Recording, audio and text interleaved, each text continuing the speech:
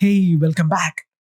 My name is Sushant Satish, and I am your instructor for this Azure Administrator Associate AZ104 certification examination course. We are entering a brand new module in this video. The new module is number 7 and it is called Azure Storage. And the first lesson what we are going to learn on this Azure Storage, it's all about storage accounts. So let's have a look at what all the things we are going to learn in this particular video. We will start with different types of Azure storage accounts and what are the different types of storage services available within Azure. Then within the Azure storage services, what are the different account kinds we need to be aware of? And when you talk about the Azure storage, we need to understand the different ways of replicating this Azure storage as well. And once you create the Azure storage, how can you access these storage? And in terms of security, how do you secure your storage with service endpoints? So while I'm explaining about these concepts, I will go back and forth between the presentation and the portal so that you know exactly what I'm talking about.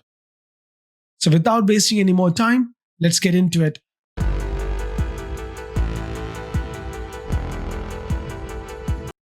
Azure Storage is the Microsoft Cloud Storage solution for modern data storage scenarios.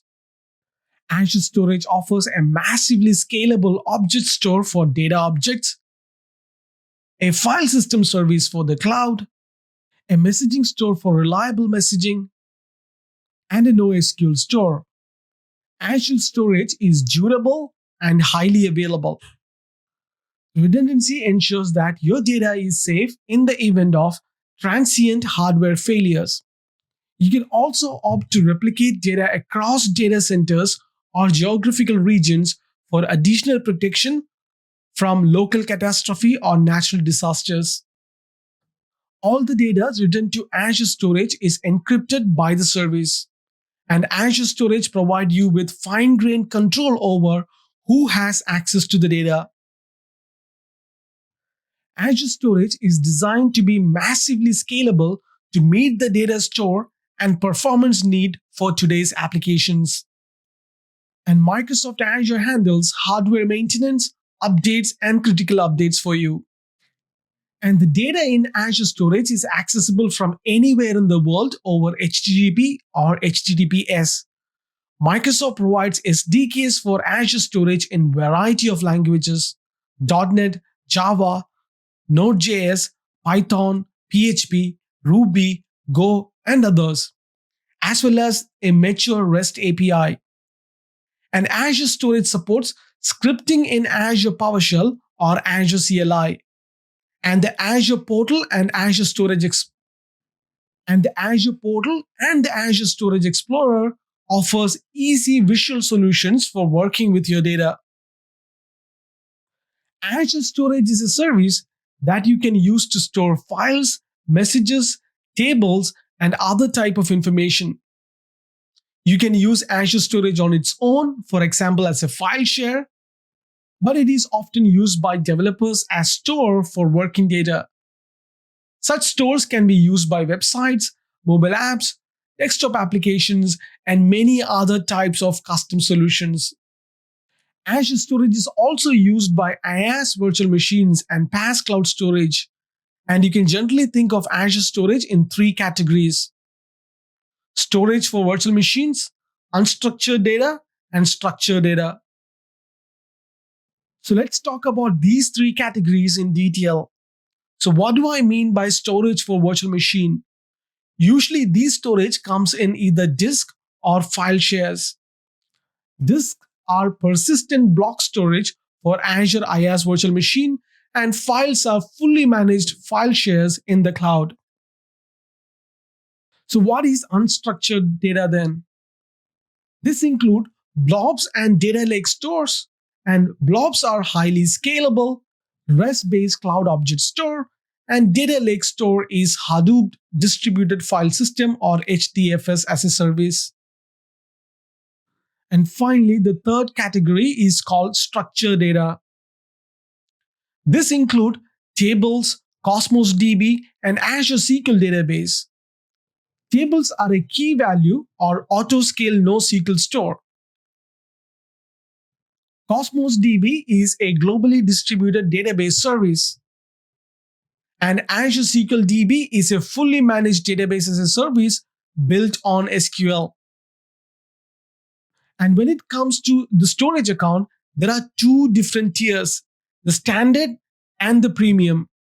The standard storage accounts are backed by magnetic drives or HDD and provides the lowest cost per GB. They are best for applications that require bulk storage or where data is accessed infrequently. Then there is premium storage. Premium storage accounts are backed by solid state drives or SSDs and offer consistent low latency performance. They can also be used with Azure Virtual Machine Disk and best for I/O intensive applications like databases. Please note that it is not possible to convert a standard storage account to a premium storage account or vice versa. You must create a new storage account with the desired type and copy data, if applicable, to a new storage account.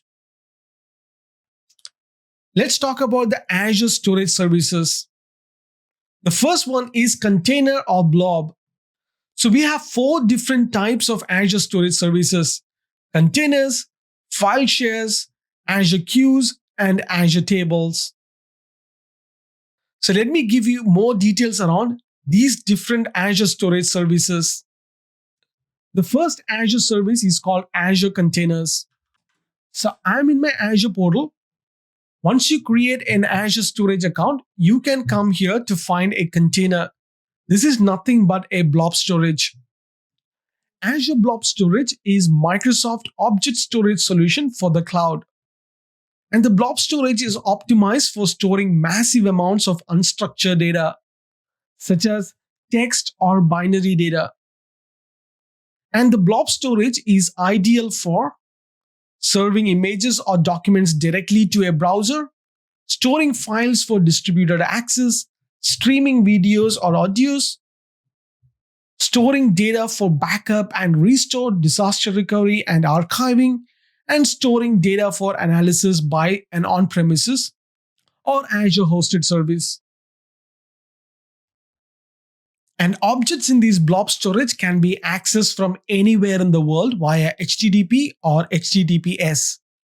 Users or client application can access blob via URLs, the storage account REST API, Azure PowerShell, Azure CLI, or Azure Storage Client Library. The storage client libraries are available for multiple languages including .NET, Java, Node.js, Python, PHP, and Ruby. The second service is called File Shares or Azure Files. Azure Files enable you to set up highly available network file shares that can be accessed by using the standard server message block or SMB protocol. That means that multiple VMs can share the same file with both read and write access. You can also read the file using REST interface or storage client libraries. One thing that distinguishes Azure File from files on a corporate file share is that you can access the file from anywhere in the world using the URL. Using a URL that points to the file and includes the shared access signature standard token. You can generate SAS token. They allow specific access to the private asset for a specific amount of time. Many on-premises applications use file share. This feature makes it easier to migrate those applications that store data to Azure. If you mount these file share to the same drive letter that the on-premises application use, the part of your application that accesses the file share should work with minimal, if any, changes. Configuration files can be stored on file shares and accessed from multiple VMs as well. Tools and utilities used by multiple developers in a group can be stored on a file share, ensuring that everybody can find them and that they use the same version. Another use case scenario is storing the diagnostic log, metric, and crash dump are just some of the examples of data that can be written to the file share and processed or analyzed later. And the third type is called queue storage. Azure Queue Service is used to store and retrieve messages. Queue messages can be up to 64 KB in size, and queue can contain millions of messages. And queues are generally used to store lists of messages to be processed asynchronously. For example, say you want your customer to be able to upload pictures, and you want to create thumbnails for each picture. You could have your customer wait for you to create the thumbnail while uploading the picture. And an alternative would be to use a queue. When the customer finishes his upload and write a message in the queue, then have an Azure function retrieve the message from the queue and create the thumbnails. Each of the part of the processing can be scaled separately, giving you more control when turning it for your usage. And the fourth type of Azure storage service is tables. Azure Table Storage is now part of Azure Cosmos DB. In addition to existing Azure Table Storage service, there is a new Azure Cosmos DB Table API offering that provides throughput optimized tables, global distribution, and automatic secondary indexes. To learn more and try out the new premium experience, please check out the Azure Cosmos DB Table API. So let's understand the Azure account kinds. There are 5 different kinds of Azure storage: blob storage, general purpose V1 and V2, then blob storage, and file storage. Each type supports different feature and has its own pricing model. Consider these differences before you create a storage account to determine the type of account that is best for your applications. So let me show you how you can create a new storage account and how you can determine which account kind you need to select. I'm on my Azure portal. Select a storage account or type for storage account on the global search box. As you can see that I have a couple of Azure storage accounts already in my subscription. Click on Add to create a new storage account. Select a resource group or create a new one. I'm going to select an existing resource group. And you have to provide a unique storage account name, otherwise it won't get accepted. And pick a region where you would like to host this storage account. And the performance tier we talked about, there is standard and premium. And once you select one, it is not possible for you to change the standard tier. So please make the decision wisely. And then comes the account kind. So let's talk about these. General purpose V1 account storage is a legacy account type for blobs, files, queues, and tables. Please use the general purpose V2 account instead when possible. V2 is the newest kind. The basic storage account types for blobs, files, queues, and tables. And you can use general purpose V2 storage V2 for most scenarios using Azure Storage. Another kind is blob storage accounts. The blob only storage account, use general purpose V2 account instead when possible. So even in this scenario, you can either use general purpose V2 because that offers the blob functionality within that. And the last kind is file storage account. Files only storage account with premium performance characteristics. This is recommended for enterprise or high performance scale applications. Please note that all storage accounts are encrypted using Storage Service Encryption or SSE for data at rest. We need to understand the replication options for the storage as well. This following table provides a quick overview of the scope of durability and availability that each replication strategy will provide you for a given type of event. LRS or locally redundant storage is the lowest cost replication option and offers the least durability compared to other options. If a data center level disaster, for example, fire or flooding occurs in an Azure data center, all replicas may be lost or unrecoverable. Zone redundant storage or ZRS or ZRS synchronously replicates your data across 3 storage clusters in a single region. Each storage cluster is physically separated from other and resides in its own availability zone. Each availability zone and the ZRS cluster within it is autonomous with separate utilities and network capabilities. Storing your data in a ZRS account ensures that you will be able to access and manage your data if a zone becomes unavailable. ZRS provide excellent performance and extremely low latency. Let's understand what is geo-redundant storage. Geo-redundant storage or GRS replicates your data to a secondary regions, which is hundreds of miles away from the primary location of the store data. And GRS costs more than LRS, but GRS provide a higher level of durability for your data, even if there is a regional outage. And GRS is designed to provide at least 99.69 durability. If your storage account has GRS enabled, then your data is durable even in the case of complete regional outage or a disaster in which the primary region isn't recoverable. So within GRS, we have RAGRS as well, which is called Read Access Geo-Redundant Storage. This is based on GRS storage itself. So RAGRS replicates your data to another data center in a secondary region and also provides you with an option to read from the secondary region.